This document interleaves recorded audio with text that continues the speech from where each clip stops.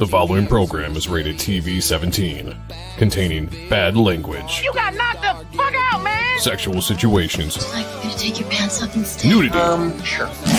And graphic depictions of nut-crunching dick kicks. Oh, I just had to kick you in the diddly again. Parental discretion is advised.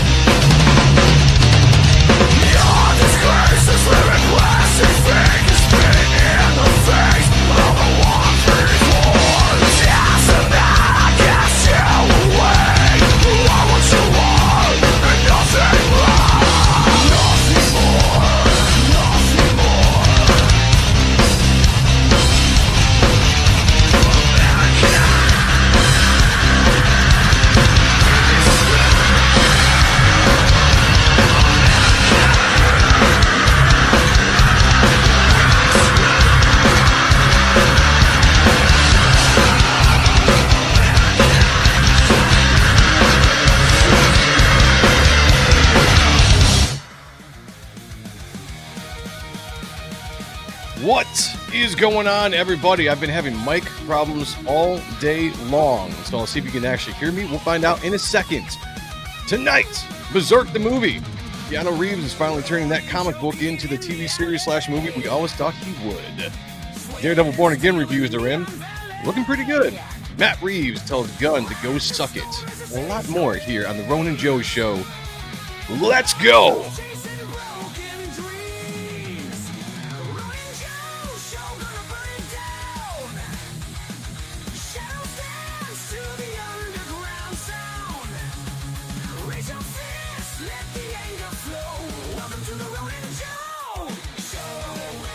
It is the Ronin Joe Show. I am here. I'm your host, the very talented, very sexy, the very humble Ronin Joe. Here to rock with you for the next hour and thereabout. We'll find out. Let me know if you guys can hear what's going on, though. I've been wrestling with my computer, my mic, all day long. I think I finally got it set, but I don't know. Sounds weird on my end. Let me know. Let me know. Good to see you guys, though. Ready to rock out here. What you guys think? Let's go. I love that song. I gotta say, jamming out to that song. Fucking A. Let's go. Let's go. We got some people in the chat already jumping in here, diving in here on a Sunday at 10. Where would you rather be? Mr. Mark Penguin says, ho, ho, ho, the Ronin Joe Show. I like that. You are number one, my friend. Number one in the chat. Number one in my heart. Great to see you here, my friend. Great to see you. Also, Hail the Lore coming in. A close second. A close second. We have the man, the myth, the legend himself, Keith Ward, Cosmic Studios, member of the channel. Great to see you, brother.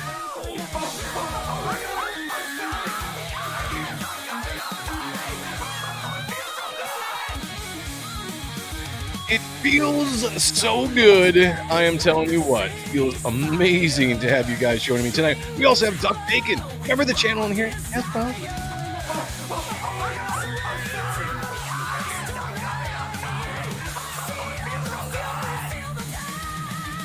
Ryan Norton, what's going on? Hail, my friend. Good to see you. We also have Matt in the house. Look at that. Look at that. Look at all you beautiful people in here. The Star Wars purist. Marvel purist. I like it. That's a mouthful to say, but I did it. I did it. Where are the best intro awards? They need to have one and then put me at the top. Let's just do it. Let's just give me the award right now. You know, let's go. There's no competition. Come on. The Ronin Joe Show. Dennis Kelly's in the house. Says, what up, Joe, Sean, and the chat? Well, it's just me tonight, but I will tell Sean that you said hello. Great to see you, man. Thanks for being here. Christopher Bouchard in the house. Says, hello, Joe. Hello to you. Hello to you. We're going to have a fun one tonight. Got a couple articles, which I have not been able to pre-read, so I have no idea what's going to be in them. We're going to discover it together. It's going to be interesting. Fun things to talk about. Lots of drama going on. You know how it rocks, but here we're going to talk about pure entertainment, and it's going to be sexy. Let's get going with it. Let's go. Let's get going. By the way, how is the mic out there?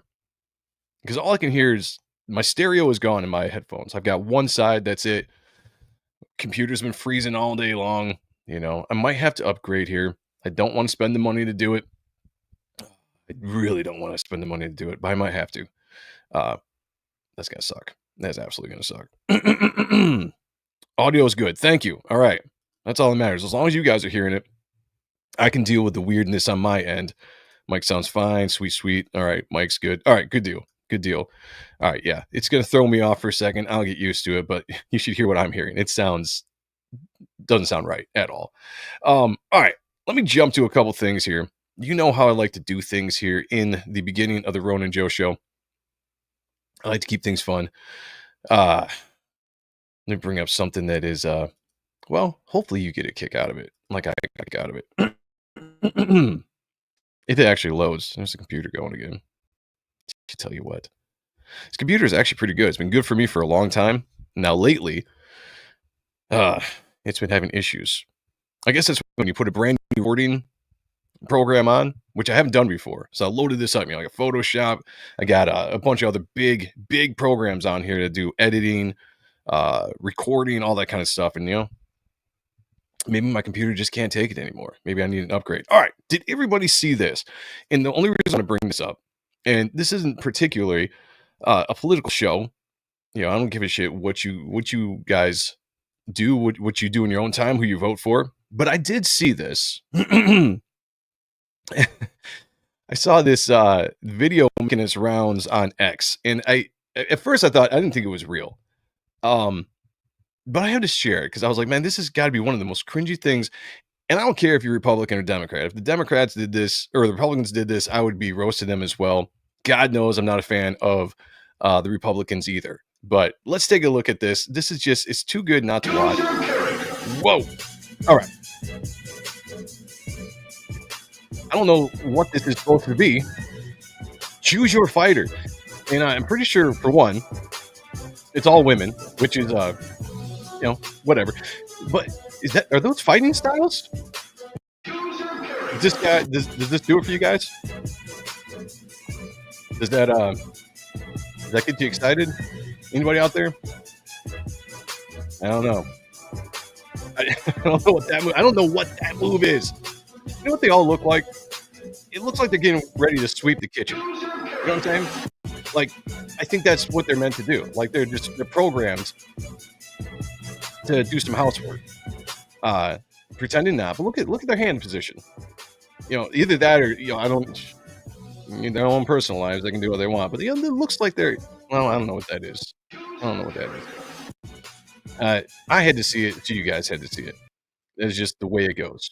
That is the way it goes. But something funny, something to cringe over. Whoever's running the social media for them needs to step it up a little bit, because that ain't the way to go. That ain't the way to go. That ain't getting anybody more votes. I'll tell you that. Who knows? Who knows? Maybe it will. I don't know. I'm not Democrats. I don't know. Maybe that turns the Democrats on out there. I don't know. The Republicans did something like that. I'd roast the fuck out of them, because that is stupid as shit. Stupid as shit. Brian Norton says, super cringe. Yeah, it's cringe as hell. Absolutely. Ouch, my face hurts. Dude, I'm telling you. I'm glad you guys feel the same thing, because you never know when you put up some political stuff. I'm sure somebody get rubs the wrong way. And, that's fine. That's fine. I don't really care, to be honest with you. Silver Ogre says her special move is, I want to see her. Yes. Great to see you, by the way. Your manager. Great to see you, by the way, because I haven't seen you in a while. So glad to see you here. About to kick some sandwiches. See? That's what I'm saying. It looks like they're getting ready to get back into the kitchen. So in that aspect, maybe it's a good thing. Maybe it's a good thing. Maybe it's a changing of the ways, right? They're getting ready to kick ass in the kitchen, make some good sandwiches, get some good dinner, breakfast, lunch on the table. If that's the case, dude, maybe it's not cringe. Maybe it is reaching their hand out and saying, like, this is going to be our new thing. We're here to serve. We're here to give you food and do other weird things with our hands. I don't know. You have to ask them. That ain't me, Star Wars Marvel Purist says, libs trying to reach out to the youth while the Republicans talk shit about gamers. It is a funny circle, isn't it? Oh, politics, man. Politics. You know what? Just bring prices down, keep me out of war, keep the borders safe, improve the economy. Whoever does that, I'm in support of. 100% down. Dude, that Cyberforce shirt is fire. Yes. Look at that. Check that out. Right? I got that from the Cyberforce Kickstarter. I can't remember which one. Did they only do one of the Cyberforce ones? I don't know. I got 2 Darkness shirts from them, a Cyberforce shirt from them. I think that might be it. I think I might have missed out on getting the Witchblade shirts, but pretty cool. Politics are gay. Literally. We got Rick Saylor in the house, member of the channel, says, bitches back in the kitchen. Hashtag bitches back in the kitchen. I like that. And welcome to the show, member of the channel, Rick Saylor. Oh my God, I'm sorry. I can't stop coming. I'm sorry. Oh, it feels so good. It feels so good to have you here. Thank you. Watch Swing Vote with Kevin Costner still applies today. I don't think I've ever seen that. I'll check it out. I don't even think I've heard of that. A lot of those political shows, they do nail it. They really do. You ever seen House of Cards? I thought House of Cards was absolutely awesome when it came out because I was like, this actually gives a great behind the scenes of what I think Washington is really like. All of the deception, the backstabbing, the schemes and scams. Nails it, puts it right out there for you. It is crazy. All right, let me see. Showed that, did something funny, or at least I think you guys think it was funny. I think it was funny too. So got that out there. Let me jump into a couple things before we get into some of the main topics here. Which, by the way, I do want to talk about BRZRK. BRZRK. Finally making a movie out of it. I think it's about time. It's about time. I've been waiting for it, and they're finally going to do it. We all knew it when they kicked. What was that? A $2 million Kickstarter that Keanu Reeves did with that campaign, and here we are. The movie is finally coming out. I'm excited. The comic book was okay, but I'm interested to see what you guys think when it comes to the actual movie production after the success of the John Wick series. One of the things I think is interesting, a lot of people seem to be excited about Thunderbolts. Now, me personally, I'm iffy on Thunderbolts. I think the characters are not very compelling to get me excited to go see it in the theater, but I see a lot of people liking what they're seeing. So we saw this new trailer drop or this new teaser drop. I was like, yo, let's do it. Let me see what you guys think about this. Tell me if you're excited about the Thunderbolts or if you're not, or if you don't give a shit. But here is the teaser. Does this do it for you? Let me know. Let's see what's going on here. Something wrong. You know that chick, was it Florence Poe? Pio? Whatever her name is. She would be really, really hot if she had bigger tits. You know?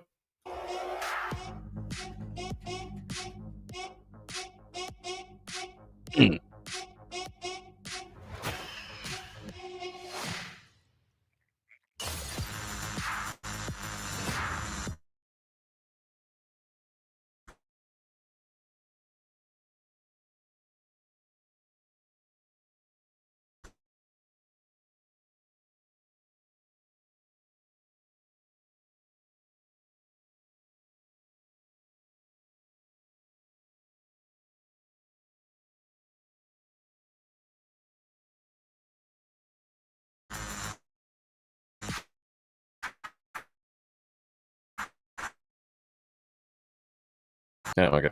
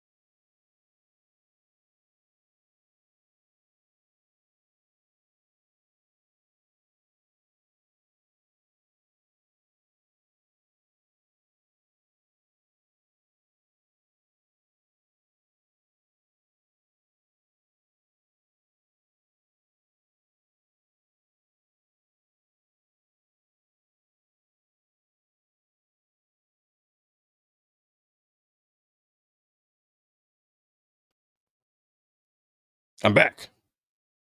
I'm back. I made it back. Look at that. The aliens did not get me. Well, maybe for a second.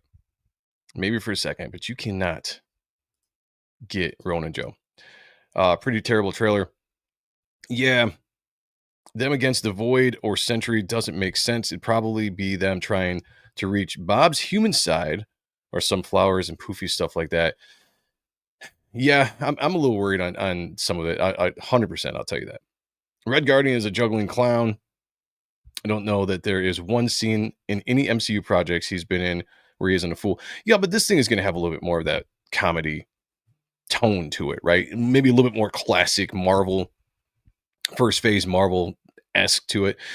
I've seen a lot of people say that they've kind of dug it from the sense that it doesn't seem to be tied into uh the current MCU. It's almost like a standalone. It feels like a standalone within the MCU itself, which is kind of what they used to do. So maybe we'll see.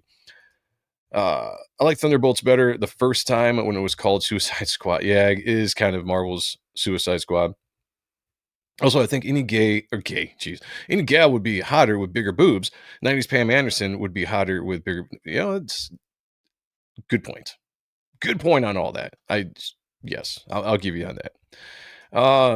They can bring Sentry the cherry blossoms from Captain Falcon and save the day. I have not seen that movie, so I don't know if I quite get that reference. They can bring Sentry the cherry blossoms. Is there something with cherry blossoms that feeds into the plot of that movie? If so, it's kind of, I'm waiting for that to hit streaming before no worries, man. I'm not worried about getting, I've seen enough of this stuff online that I'm not going to get spoiled by it. It's okay. I'm probably not even going to watch it for a long time. So no worries there. Tits. Yes. Paul Sart's in the house. Absolutely. Sheldon Martin, member of the channel, says also, oh, you already said that. Sorry. Catching up with you guys since the computer decided to kick me out of the show there for a second. That's how okay. Wait. Wait. Let me get this straight. They stopped the Red Hulk with cherry blossoms. That's a real thing? Wow. That's horrible. All right, I'm going to try to do a screen share again. Let's see what my computer decides to do this time around. If not, I might just shoot the shit with you guys and be like, all right, that is it. We're not even playing around anymore. So let's see. Fingers crossed, everybody. Fingers crossed. All right. So far, so good. Not doxing anybody. Let's add this to the show. All right. Did you guys see this? By the way, yes. It's very key. Oh, man. Okay, they remind. Is Betty in the movie? I guess that's a question I have for anybody that's actually seen it. So they remind him of his daughter, I'm assuming. Right, because that's Ross. General Ross there. I heard they already ruined they ruined Taskmaster in wait, what movie was she in? Was that what movie was Taskmaster in? Was that the Black Widow movie? I think she was in there. Yeah, well, Taskmaster's a female. It happened during the DEI aspect, the DEI phase of Marvel. So I heard that they're probably going to kill the character off early on. We'll see. Black Widow, thank you. Yes, thank you guys. I have a brain fart here once in a while. You know how it goes. Paul Essison Art is in the house. Good to see you, man. All right. I saw this and I thought this was kind of interesting. From the Batman Saga News, which if you guys haven't followed this page, it's actually pretty good to follow. It says Robert Pattinson has reportedly read the full script for the Batman 2. This was a grain of salt. Gunn and Safran have not read the script. Interesting. Matt Reeves is not obligated to send the script to Gunn and Safran unless they need to see it. Pam Abdi and Michael D. Luca can give notes on the script. It's apparently their script. Gunn and Safran can't give notes since it's not their script unless the script is complete and was sent to them. To me, this is interesting, and I like this for two reasons. Well, maybe I got a second one. The main reason is I feel like Reeves is sticking to his guns. He got this deal before Gunn, quote, took over the DC universe and was putting it all into what he's doing. Reeves was already working on his own Bat universe or whatever you want to call it, right? With the Batman, how many ever movies they planned? I'm assuming they planned a trilogy because that's usually what they do. Spin-offs, you got the Penguin, now you got Clayface going on. It seems that Matt Reeves is being really, really good and sticking to his guns about keeping it separate from the the DCU, because I keep hearing that Gunn wants to bring this Batman into the DCU instead of recasting or doing their own version. Now, I personally think if you were to ever do their own version, you can do Elseworld stories, right? And I think it's cool if you just keep this Batman to its own world, right? Whether you like the movie or not, keep it to its own world and let them do what they're going to do. Far too often has DC come in and not let the creator fulfill their overarching plans, and things get messed up. Look what happened to Snyder. As much as you might not like Snyder, there was a plan there from the beginning of what he wanted to do. DC started meddling, Warner Brothers started meddling, and everything got messed up. And then we got what we got. You know, a story that was never completed, that was thrown out, and now they're trying to reboot everything. So just let Matt Reeves do his thing, and it seems like he's got control to be able to do that, and Gunn can't come in and ruin things. Silver Ogre says, sorry, I skipped everything after Endgame. That's probably a good idea. You're not missing too much, man. I'll tell you that. That was probably the best choice you could make. I watched a lot of things after Endgame, but they weren't really good. You know, No Way Home was pretty good, but that was kind of more of a Sony collaboration. The TV series all fell flat.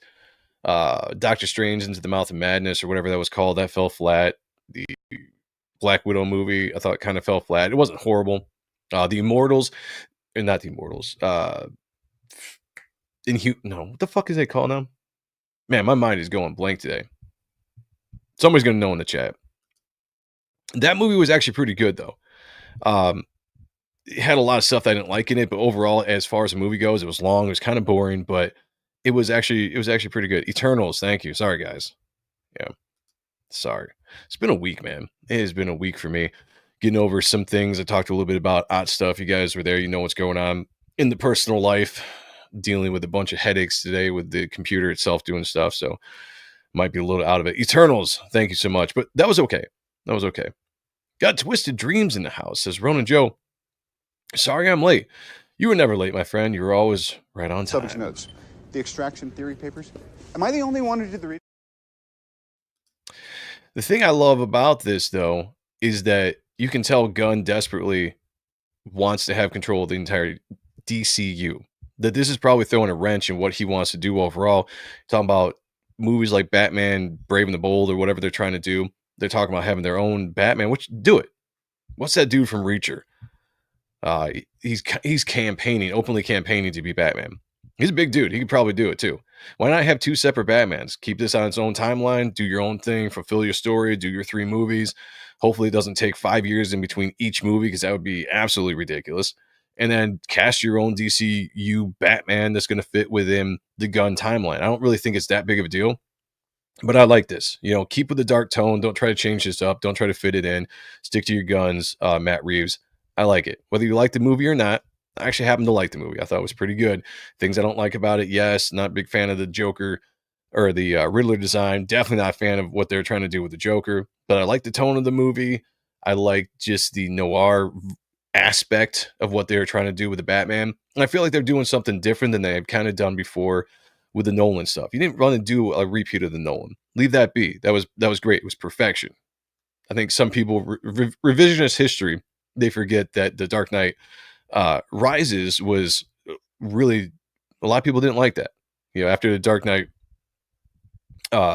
with Heath Ledger and everything, that was like the pinnacle, and it kind of covered for everything else. But the trilogy itself was fantastic. Leave it be, do something completely different. I like that Matt Reeves is trying to do something different, be a little bit more detective work, and, you know, brand new takes on characters.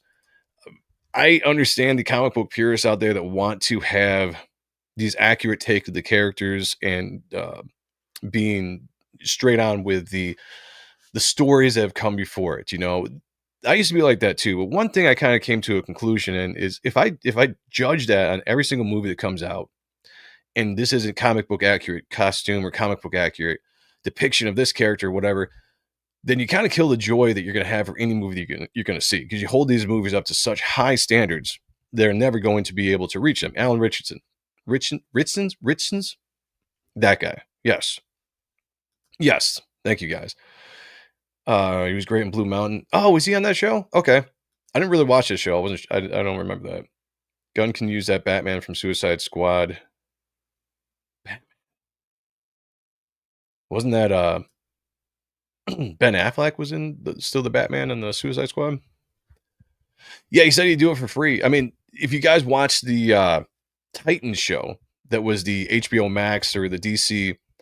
Remember when DC had their own streaming site before it became HBO Max? He played Hawk. I thought he actually looked pretty good. And I thought at that point, I was like, he might be a good Batman in the future. He's got the size for Batman. He might be at this point a little too big for Batman, but he's got the stature, he's got the jaw. I think he could pull it off. I think that'd be fine.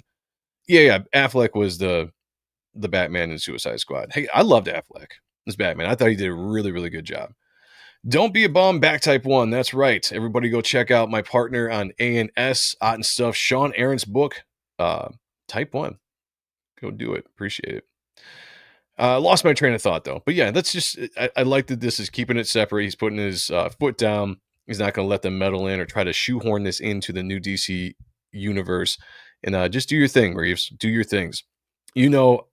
I made it pretty plain out there. I'm not really excited about what Gunn is doing with DC Universe. I've not been a big fan of Gunn's movies. I think there's too much humor that he puts into the stuff. That was fine for Guardians of the Galaxy. It was overdone in the Suicide Squad movie that he did.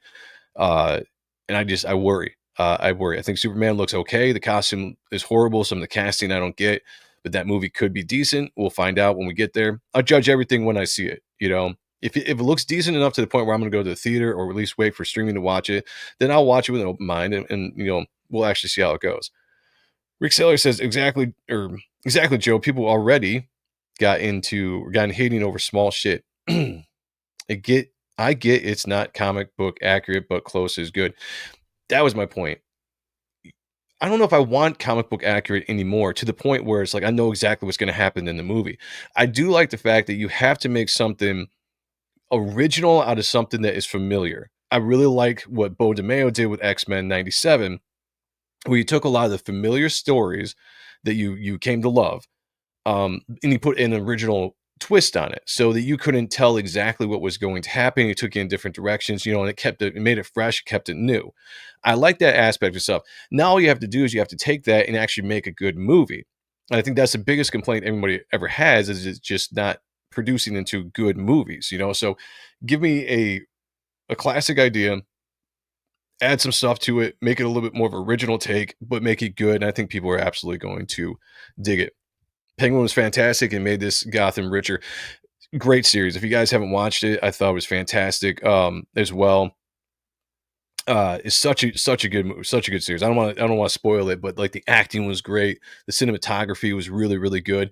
It was fun to see the Matt Reeves Batman universe stripped down to more of a ground level kind of mafia movie, as opposed to like this fantastical, comic book depiction of things. Got the Don in the house. What's up, man? How's everything going? Matt says that and how accurate are you going to be in 2 hours for cohesiveness? That's huge, right? That's a big thing to me. It's like you can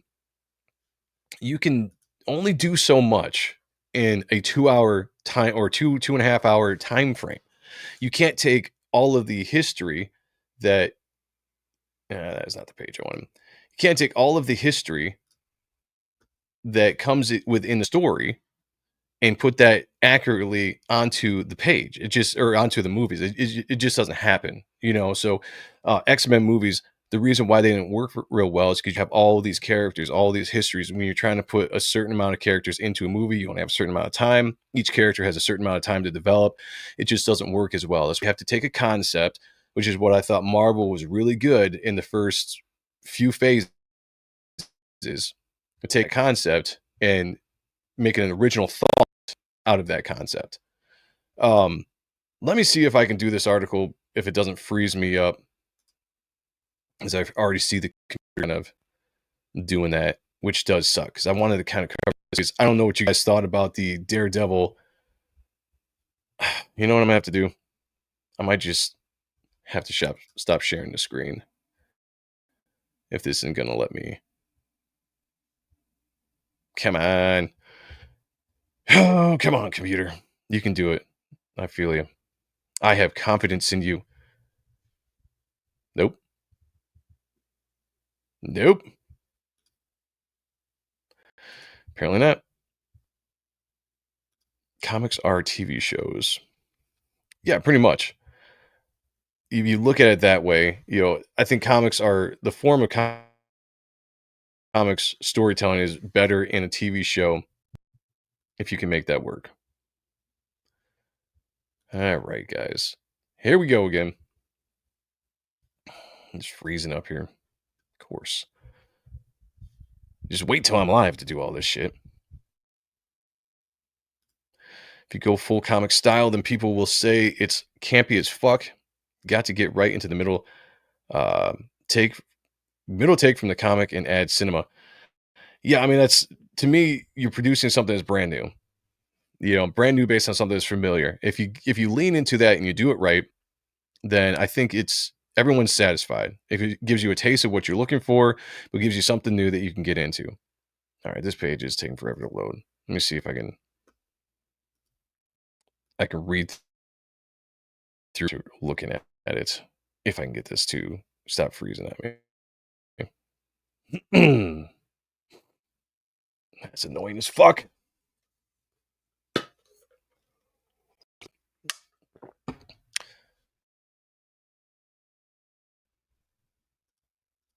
StreamYard has been weird too with it.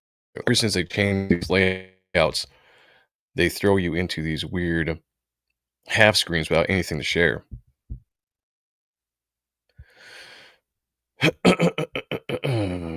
Okay. There it goes again. This is fucking horseshit. I'm about to get pissed off live in front of you people. And you're not gonna like it. It's gonna be very annoying. Just me swearing at the computer over and over again. Okay. Your computer's upset you made it play the political feed. That's probably what it is. I should not have done that. It's like, damn it.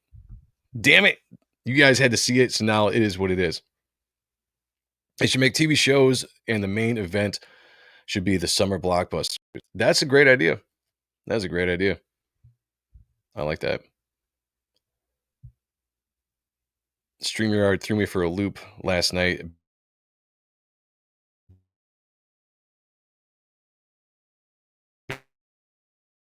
Beta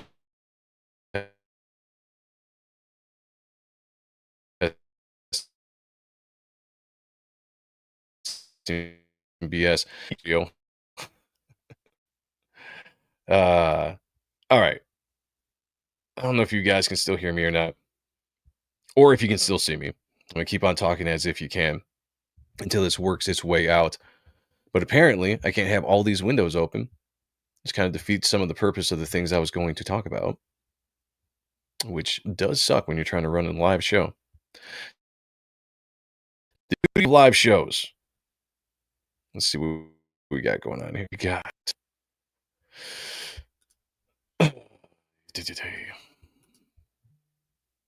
fucking horse shit. Is what it is.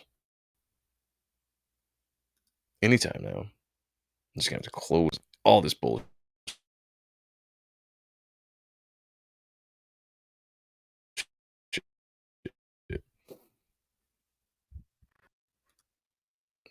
Oh, fucking. There we go. Now it's catching up. There we go. All right. No mosh in the studio. Yeah, I know. Right? Actually, I thought this was going to happen. I was like, maybe I shouldn't stream tonight until I get this figured out. And then naively, I was like, nah, we'll be fine. It'll be fine. We'll handle it. No, I do like that. They should make TV shows in the main event, the summer blockbuster. Yeah. Yep, I agree. It's StreamYard. Other streamers are having struggles with this too. I don't like it. If it is on StreamYard's end, that's annoying. Trying to run a live show and do all these stuff that to freely do that you're paying for and still having these kind of issues. All right. Well, I guess we're not going to share pages tonight.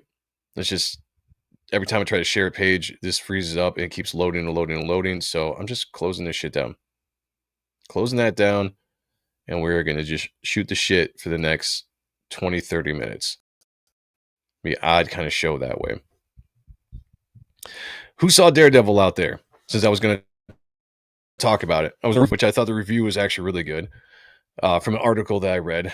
But I want to see how many people have actually given the chance going out and watched it Tuesday when it dropped. I know I did. And I was actually really, really, really excited about it. Yeah. No, I thought it was awesome. What I loved about it is all of this worry that people had working up to Daredevil, Born Again. You were fans of the Netflix series, which I am. I was a huge fan. It was one of my favorite shows. That was great. Everyone was worried it wasn't going to be up to par, wasn't going to be what the Netflix series was. Now, if you go into the mindset of that, you're not going to actually let it be what it is. I think it did a great job of capturing the Netflix series, the tone, the feel, and then giving it something new. So like the cinematography, the feeling, the way it's shot, the colors, the cityscapes, all that kind of stuff gives it its own feel. It kind of separates it a little bit from the Netflix series. And then it just dives right in basically where the series left off, right? Where season 3 ended, if you want to call it season 4, but season 1 of Daredevil Born Again just picks right up. And man, that first 15 minutes of the show, I did not expect to see.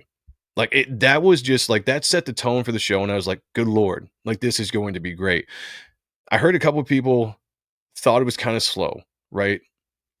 We don't see a lot of Daredevil himself after that first 15 minutes. Actually, we don't see him at all. It's all about Matt Murdock and about Fisk and some of the other characters that are being brought in. This is why I like this. Because you're going to tell a brand new story or a new story arc, let's just say that. And this is actually playing off of the Netflix series. We can't just do what we did for 3 seasons. We need to do something new. And what's new is like, let's do a little bit more character focus on Matt Murdock himself and see what happens when he deals with tragedy. And I love, no spoilers, something happens that causes him to put up his mantle and stop being Daredevil for a period of time. What I think works really well with this character that doesn't work maybe with other characters is there is so much more to the character of Matt Murdock where it is very interesting in himself outside of being Daredevil, where you can dive into the courtroom drama, which a lot of other shows can't do. They have an opportunity to kind of really get into the courtroom drama aspect of what Matt Murdock is as a lawyer, as opposed to just being in the Daredevil costume going and beating up bad guys all the time. I also read that Fisk is going to have almost equal share of the screen time when it comes to time with Matt Murdock and Fisk. Like it's almost like now these are 2 main characters instead of the main character and the bad guy. What I love about that is with the Born Again stuff, you really saw it teased within the first 2 episodes of where these guys are in their life right now. They're both wrestling with their former alter egos. They both kind of put that aside and trying to be new people, even though those alter egos are very much hanging over both of the characters' heads. The end of episode 2, I believe it was episode 2, was perfect, where you get a scene of Wilson Fisk standing up on a ledge, looking down after he's won the mayor of New York City, and you get Matt Murdock looking up, and the lighting is great. Matt Murdock is cast in red, representing Daredevil, representing anger and hate and like all this kind of emotions that he's going through. And Fisk is casting kind of like this more white light or whatever, but it's a very like inverted aspect. One up, one down, one up, one looking up. And I really love the story that they're building between the 2 characters and how Matt obviously doesn't trust him right off the bat.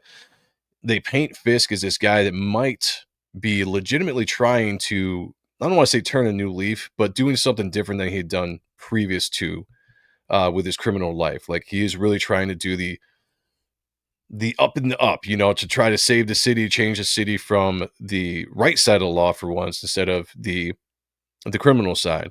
What is it that they're going to do that's going to flip everything? Obviously Matt's going to get back to wearing his costume again. Fisk is going to go back to doing villain stuff again at some point. But the dynamic of what these characters are going through is very interesting. It allows the characters to just act, allows the actors to act without having to have the fantastic aspect of it. So we had 3 seasons of Daredevil. Now I like the fact that we're taking a slow burn, we're taking a turn, we're going to do something different for how many ever episodes it's going to be before we get back into the costume. And then they're going to bring in, the Punisher and all this kind of stuff. There are some things I was going to bring up an article before this thing froze, of the worry that people have with the Punisher storyline, right? And I'm going to get into that in a second here. It was great. Yeah, I loved it. Don't need the other stuff. I'm just here to listen to your opinions anyway. Oh, thank you, brother. Appreciate it. That Cyberforce shirt, though. Yes. SF Gaming. Thank you. No, again, yeah, I got this from one of the Kickstarters. I love it. It's one of my favorite shirts. It's comfortable. It fits great. And just like the picture quality is great. And I'm a huge fan of Vestry, Cyberforce, so I'll rock it whenever I get a chance. It felt a little more comic booky in some of the night scenes. Yeah. That was one of the things I liked about it too, is that it took the feel of Netflix, but it pushed it a little bit more to like a comic book feel. Like even the way the character moves and some of the acrobatic stuff he did, I feel was more accentuated in this series than it was in the Netflix series. And I like that. As much as the She-Hulk series was utter trash, and it was, the only good episode was the episode where Daredevil was the guest character in the show. And he had two fight scenes in that show where I thought were really utilized very well. And that showed you what this kind of Daredevil in the MCU was going to be and how it kind of set him apart. They did the same thing with Fisk in that series. It kind of leaned a little bit more into, I guess it was the Hawkeye series, but they leaned a little bit more into his strength and like all the stuff that they kind of skirted around in the Netflix series. So I dug it. I'm all about it. I thought that was great. I'm here for it.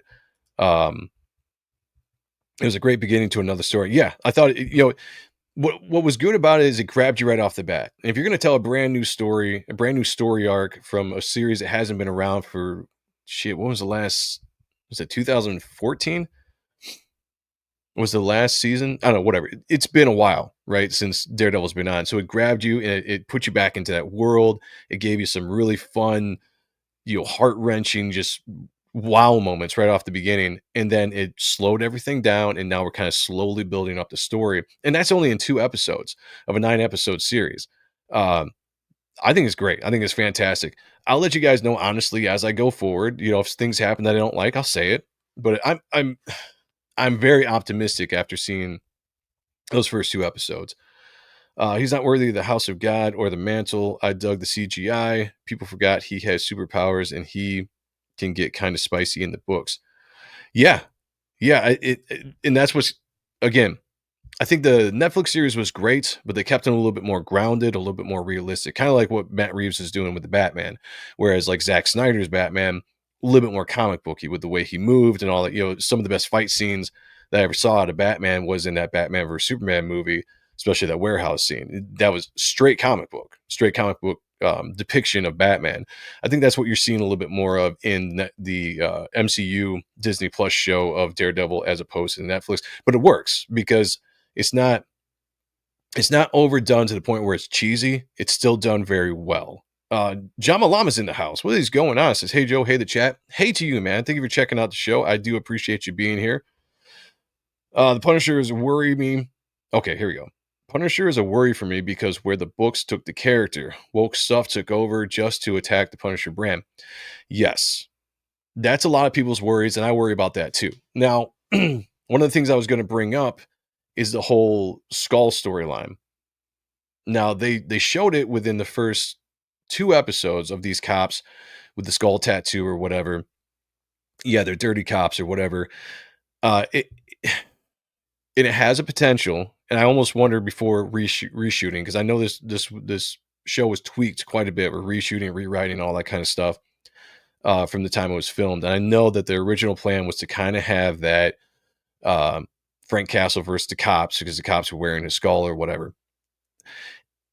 If it is because dirty cops are wearing a skull and doing criminal-esque things, then I'm all for it. If it's just a referendum on the cops or some kind of political statement that they're trying to make about police bad, coming from the whole defund the police stuff from years ago, and they're trying to bring that into now like a political message within the show where you're just trying to attack police because they're wearing the skull. I don't like that. But if you're going to put the skull actually on cops who are doing bad things, because there are bad cops out there, then I dig it. Then I'm fine with it. If you skirt the political thing and don't get too preachy, I think it'll be fine. But that does worry me. That does worry me a little bit. But we'll see as we go forward. Battery 1%, I have to go. Good night to the Joe in chat. You too, brother. Thank you for being here. As always, appreciate you. The pilot had to grab you by the throat and the heart. They achieved both. 100%. 100%. I remember I texted Sean after I watched the show, because we were supposed to be doing a review, a Daredevil review. We just, I got to figure out a time to actually do it. I don't know if I'm going to wait till the season's done and just kind of recap the entire season, or if we're going to try to do it in season right now, but I'll let you guys know. But I texted him. I was just like, damn, dude. I was like, nothing. I didn't expect anything to happen in that first 15 minutes. There were things that happened that I was kind of speculating could happen in the series, but to have all that happen within that first 15 minutes was badass, and especially, how it ended before you guys saw it, how it ended. I'm trying to do spoilers here. If somebody is watching this later and hasn't seen it, I don't want to spoil it for you. Please go watch it. But there was moments that happened within that first 15 minutes that legitimately I was like, holy shit. Like, where are we going from here? Like, I'm just like, oh, you got me hooked. And that's to make a good series. That first 10, 15 minutes is pivotal. I remember Breaking Bad was like that. The first 10 minutes of the first episode of that season hooked me for the entire series. If you can do that, then you've done something really good. And they did that here with Daredevil. And I'm excited to see where they're going to go with it and how they're going to craft these stories. Some of the new characters they brought in have been very interesting. I want to see how they fit into the world. And I love Vincent D'Onofrio. I love his depiction of the Kingpin. I'm glad that they're giving him more screen time, because give me as many scenes of him just talking. Because listening to the way that he talks, the rhythm of his voice, his Kingpin is just, give me entire show of that. I'm fine. Like, the acting is so good that I'm so intrigued with what they're going to do with this character. How is he going to snap? How is he going to go back to being the Kingpin that we all know? And, I like that they're going to try to get you. I read an article that said they're going to try to get you into sympathizing with him, as far as like almost a Thanos thing, right? Where you can kind of almost understand why he's doing what he's doing, and you almost kind of agree with it here or there. And then he's going to flip it down his end and be like, oh, okay, that's right. I forgot. He's a bad guy. So I like that aspect of storytelling, get you to kind of sympathize, relate to the villain, and then flip it on its head and just go forward. Let's go. I wouldn't be surprised if they're still tweaking production. Me too. I know that they are filming season 2 right now. So I doubt they're probably doing reshoots or anything like that. But they might still be working on the series. I know people were kind of complaining about the CGI. I thought the CGI was fine. It's a TV show. It's not, you expect it to be a little bit less quality on the CGI as compared to a billion-dollar movie that they're making, If they make the Punisher brand good, again, I am game. Well, we'll see if that happens in the comics. I've got little hope for that. I'm mad hype for the show. I'm doing right after shorts on Tuesday nights. Nice. No,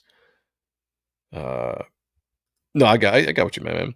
It's my favorite Marvel cinematic form after Blade 2. Hey, I'm right there with you, man. I think it's the best show that they've created so far. Yeah, hands down. This wipes the floor with everything that they did previous to the Disney Plus channel dropping. Because I don't think they've really put anything on Disney Plus that has been, and I'm even including the Star Wars stuff. Like, I like The Mandalorian season 1 and season 2, but just 2 episodes of this just has dominated everything else that they put out on Disney Plus, and it's pretty much been the best thing Marvel has put out probably since Endgame. I would be so bold as to say since Endgame. Yes, Fisk is the best comic book cinematic villain of all time, in my opinion. I love Fisk because of what he represents and what he can do. he's a character that can kind of play the morally gray areas. Like, he's a bad guy, he's a villain, does bad things, murders people, all that kind of stuff. But then he can do stuff where you kind of like, you're like, okay, I kind of agree on him. Or he does things in a cool way. And this where the acting comes in, where he does things in a way where you're just like, the character is so awesome, the acting is so good that I find myself rooting for him. It's exactly what they did with the Penguin. Right? The Penguin was a character that is this piece of shit character. Even in the TV series, he's a piece of shit character throughout the entire season. But you find yourself rooting for him because he's just extremely charismatic in the show. And you love to see how he's getting out of all of these situations. You know, and you kind of forget, like, oh yeah, I'm not supposed to be rooting for this guy because he's a piece of shit. And we see at the end of the series, he kills his best friend, Victor, whatever you want to say. And going forward, he's just very self-serving. So I love characters like that. Fisk is a character that can fit right in there because the acting is so good and the writing is so good that you can kind of start getting yourself maybe rooting for him against Matt Murdock. If they can make that kind of flip within the writing, it's brilliant, because then you're going to kind of waffle on who you're rooting for. But then they'll do something with Fisk at the end to establish that he is the villain. This is why he's the villain. Then you'll flip back to Daredevil. I don't know if that's exactly what they're going to do, but if they do it, I'm here for it. Timescales is in the house. What's going on, brother? Great to see you, man. As far as Punisher goes, I have faith in Bernthal's portrayal. He's proven he truly loves and respects the character and lore. My worry always is with the production and the writers. The one thing that I feel hopeful on with that is that Bernthal wasn't going to come back unless they did the character correct. Right. And he stated this before. Now, I don't know if that just means simply like on the violent aspect, like, you know, people were worried that they were going to tame down the Punisher, especially the Punisher series. Seasons 1 and 2 were great when it came to the violence and the gore. It was fantastic. And people were like, you know, is it going to be the same? I think Bernthal was like, I'm not coming back to Disney unless you do the Netflix Punisher. Now, hopefully Bernthal is all about that character and kind of has the Henry Cavill aspect of like, the Punisher wouldn't do this, or I'm going to put up a fight if this is going to happen or whatever. We'll find out. We'll find out while this season goes. Like, you know, what does he feel like the Punisher represents? Now, you have to, just because he loves the Punisher and he loves the source material, what source material? Is it the classic stuff? You know, or is it the newer stuff where they've kind of changed Frank Castle and politicized the character? That is the ultimate worry. And I guess we'll see. Some of the Punisher moments in Daredevil season 2 were the best. Yeah. He's my favorite Punisher. Well, I say that like it's a character that's been, you know, well acted by all these great actors over the years, and it hasn't. Like, Thomas Jane was good in the original Punisher movie. It was a PG-13 movie. It was the tamed down version of the character. I didn't like the Punisher Warzone. I thought the story was crap. I just didn't like anything about it. I didn't even like the actor that played the Punisher, to be honest with you. And then you got Dolph Lundgren, back in the 80s portrayal. So to me, this is probably the only version that's ever really been good on screen. Besides, Thomas Jane did an okay job, but he's been able to make it his own. And to me, Punisher is John Bernthal. And if he takes care of that character and respects it and you know, fights back if they want to try to use him in different ways than they should, I think we're going to be fine. We'll see. We'll see. John Malama says, I would say No Way Home, but that's not strictly Marvel. Best TV, no doubt. Yeah, that's what it's like. No Way Home was the best movie that's come out. It was a collaboration between Marvel and Sony. So Marvel Disney doesn't get the credit for that. They just get like honorary mention, you know. But nothing that Marvel Disney has done since Endgame, and even slightly, you know, the cracks started in Endgame. The cracks started in Endgame itself with the female posing at the end, you know, all female shot characters to try to give them their big moment. Bringing in some of the LGBTQ, that stuff into the show. It started within Endgame. It did. And then it just exploded after that. Endgame was still a good movie, but that's where it started. And now here's where we're at. But yeah, Daredevil is absolutely the best since then. I only root for characters that are a pizza shit because I'm a pizza shit. Now I get you on that. I like that. Thank you. Bernthal has been lifting with Thomas Jane. Their buddies. Really? No shit. Thomas Jane got jacked for that movie. yeah, it's probably the biggest I've ever seen that character. I mean, he absolutely took that role serious. People always give Hugh Jackman the credit for getting really jacked up as Wolverine. He's one of the first actors to get really ripped and jacked up for the characters. Thomas Jane was right there. That Punisher portrayal, he got ripped for that. Stevenson was my okay. Right on, right on. John has read all of the OG Punisher. That's great. I didn't know that. Again, that's my saving grace. That's my hope that he is going to be one of those guys, much like Cavill, that's going to love the character and really understand what the character is about, and hopefully have a voice within that room when it comes to how the character is being portrayed. I feel like that should be the case because he himself said he would not come back unless the Punisher was done right. And so I guess they're going to be doing a Punisher, not a movie. What is that they did with Werewolf by Night, where it's like a presentation on Disney Plus. So it's not necessarily going to be a movie, but it's going to be a presentation. Daredevil coming forward, and he said it's going to be absolutely everything that it should be. Punisher not tamed down. In fact, it's going to be turned up. So I'm excited for that. Bernthal better come back with his ripped, beefy body, or go right to hell. Also, yeah, hopefully he does good by the character too. I think he will. I'm excited. I've seen some interviews by John Bernthal on some podcasts, and just in general, the dude seems like legit, just just a straight up dude. That's just what he seems like. Like he seems to carry himself good. He's got a good outlook on the world. So I feel like I think we're going to be in good hands. Obviously there's that little worry there, and I get it. I have it too, but I feel like we're going to be in good hands. He just yells too much. Yeah. But that's kind of his thing, I mean, look at the Walking Dead character when he was in that. He kind of did the same thing, that's one of his trademarks. You got Samuel L. Jackson always dropping the F-bombs. John Bernthal is to yell, that's what he does. Matt says, I like Bernthal. He looks like JR's castle. Right on. YSA is in the house. What's going on, brother? I must be super late for this. A little bit, but it's okay. Yeah, it's like an hour, because that was the Werewolf by Night, I think was like an hour, right? It's called a presentation. It's not a movie. It's not a series. I don't like it because I think it's like, if you're going to give me an hour, give me an hour and a half, give me a 2-hour movie. But we'll see what they do with it and how that actually plays into it. I'm hoping that they actually develop it into another Punisher series, and we get, just like Born Again, we get that character going forward, because I think I talked about this last week. Marvel needs wins, right? They've been down for so long as far as the fan base and excitement goes. They need some wins here. Daredevil looks like it's going to be a win. It's going to be a hit as long as they do the right thing as they're going forward with the series. So far, the hype is good and the excitement is there. So if you keep that going and you lead that into, hopefully, Fantastic Four is good. We'll see. I know they got the female Silver Surfer there, so some of that stuff worries me. But with all the leaks of Doomsday, Avengers Doomsday, and the next Spider-Man movie, World War Hulk, coming up, Secret Wars, it seems like they're doing their best to kind of get back to the formula that worked and give us something that we are excited about instead of being worried about all the time. But it starts with Daredevil. Daredevil has to be a hit. And I said this before. If Daredevil is bad, I don't think you're going to have people sticking around for any of the other stuff. That's just my personal opinion. And so far, I feel like they're knocking it out of the park. I like Dolph and Ray Stevens movies. Okay.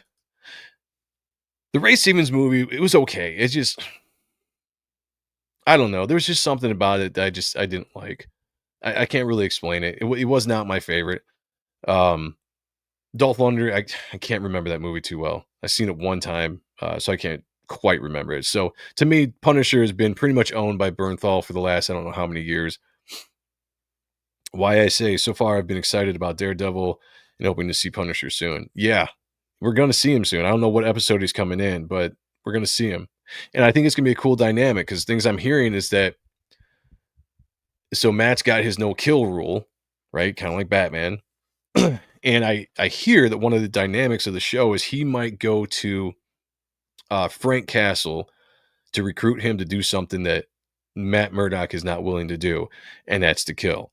And I think that's an interesting dynamic with that character, because then it's like, if you have no kill rule, but then you're trying to encourage somebody else to actually do it for you, That's a really cool line to play with the character's morality, you know. And I hope they bring some of the his religion back into it, because I think the religion with Matt Murdock is one of his core characters or core aspects of his character. So I hope they continue to have that in there. I know they had that one scene, I think in the first episode, where he kind of walks past the Catholic Church and he looks at it and then keeps walking. I think that's good, because I think it shows that he's having a struggle right now, struggle with his faith, which he does, you know, and he's struggling in his personal life with tragic loss, you know, like how does that actually affect someone, you know, like to have good storytelling, to have good character development, how does that actually affect Matt Murdock, and how does that affect his life as Daredevil and everything else from that, with those two things, his shakiness and his faith, and his dealing with the mourning of a close one that's lost. That's showing how that affects his life, and we're going to see that as it goes forward. And I think that's great. You know, lean into that. I think it's great storytelling. Ain't gonna lie, in July, I'm taking the fan of Fantastic Four, Superman, and Jurassic World. Me too. Although I don't know if I'm going to see Fantastic Four in a theater or not. I gotta see another trailer. I gotta see more. So far, the first trailer was okay. But I need to see like a final trailer. I need to see more of what they're doing. I need to see more of the female Silver Surfer before I really say like, okay, let's do it. Let's go see it in the theater. I am excited about Jurassic World Rebirth, and I'm going to see the Superman movie because I love Superman. You know, so we'll see how that is.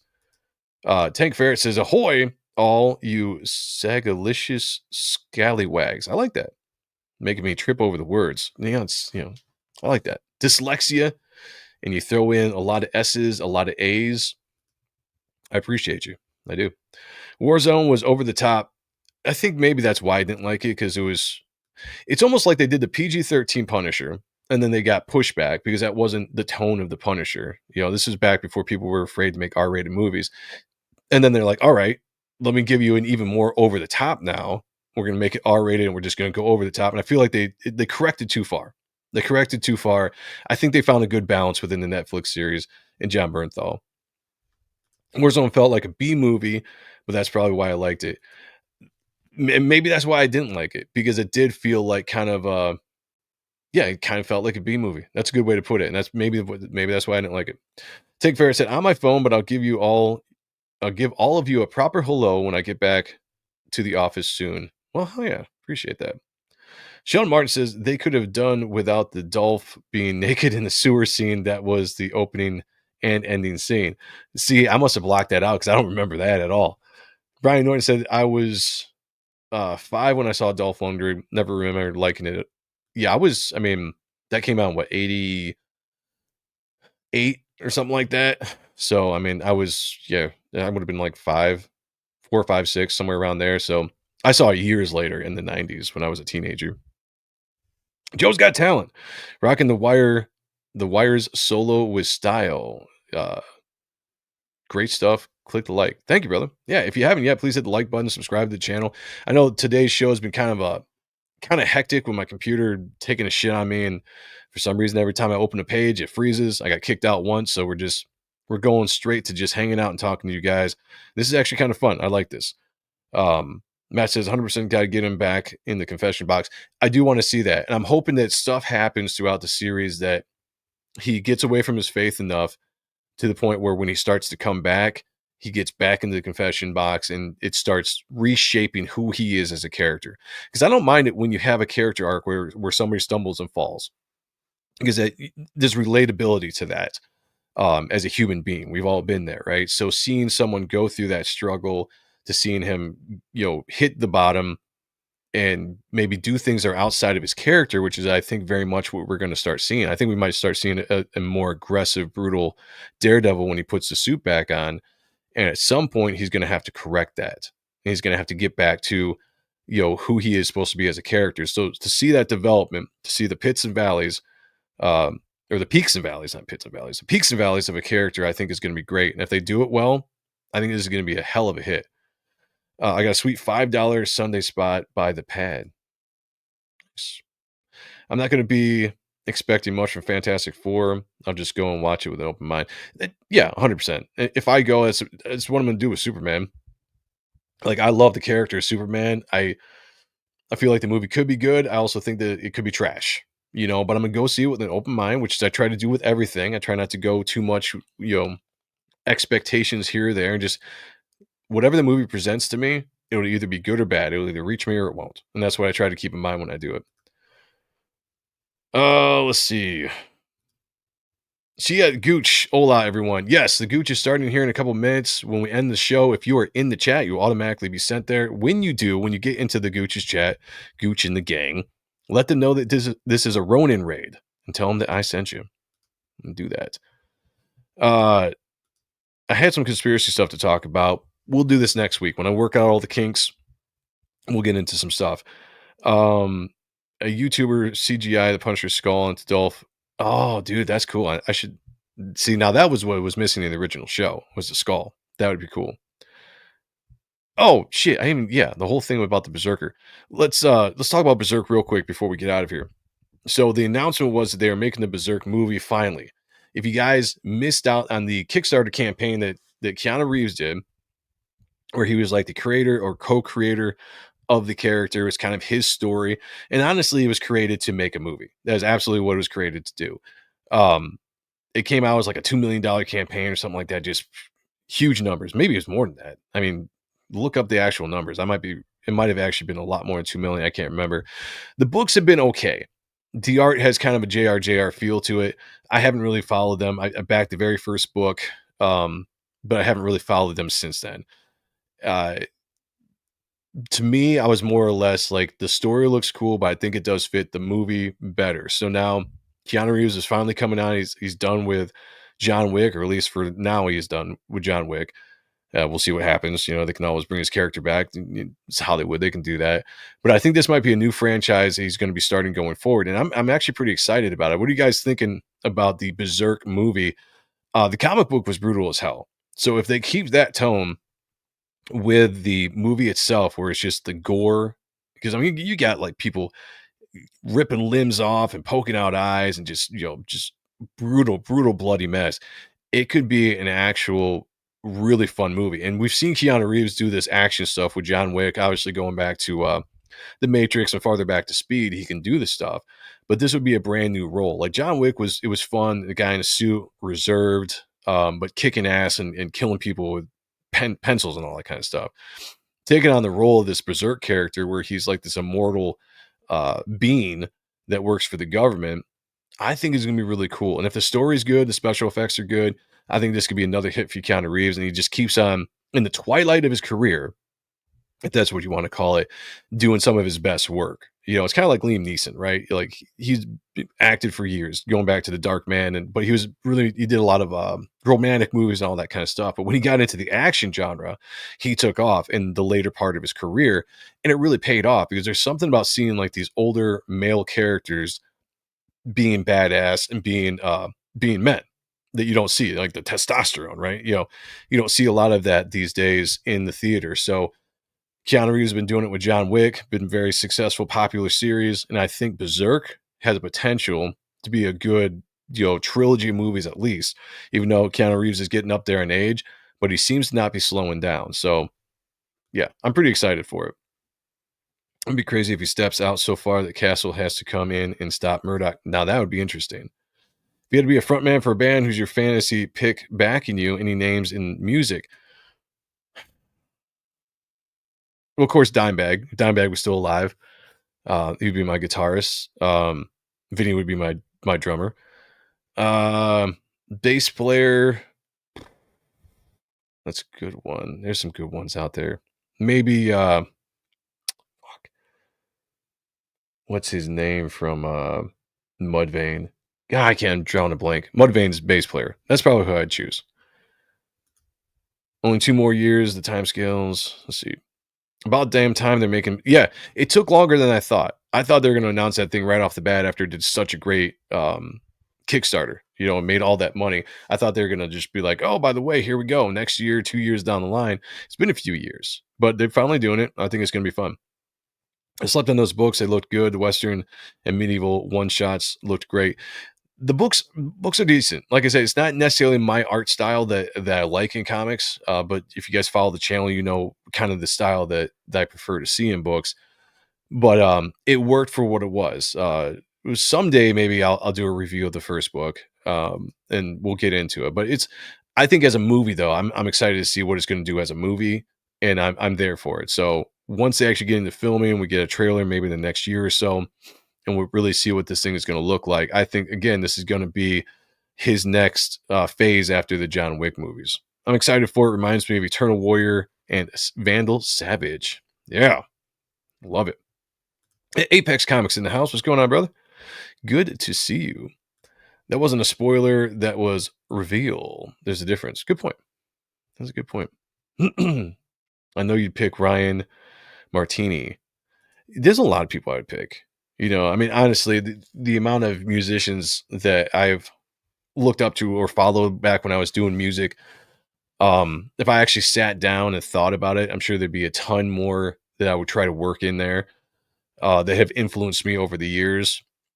Of course, I would be the front man of the band. I'd be the singer because that's what I did. So, yeah, I think it'd be Ron Gurney did a good job with Berserk art. Okay, that was the artist. He reminds me a little bit of JR, just kind of his style. It wasn't bad. It was good. It just wasn't my style per se that I like to see in comics. But good enough to the point where I flipped through it and I was like, yeah, it's a cool looking book. Brutal as hell, lots of blood, lots of guts, lots of violence, good stuff. Les Claypool would be good, but he needs to do his own thing. He needs to be able to play and sing.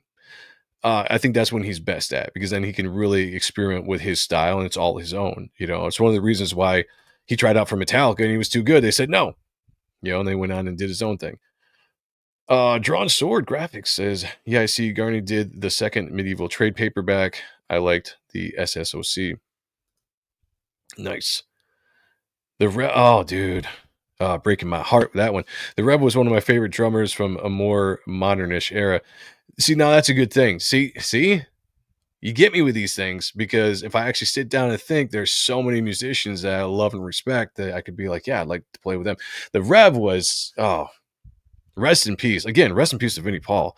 But the Rev was really young when he passed. But yeah, he was a phenomenal talent.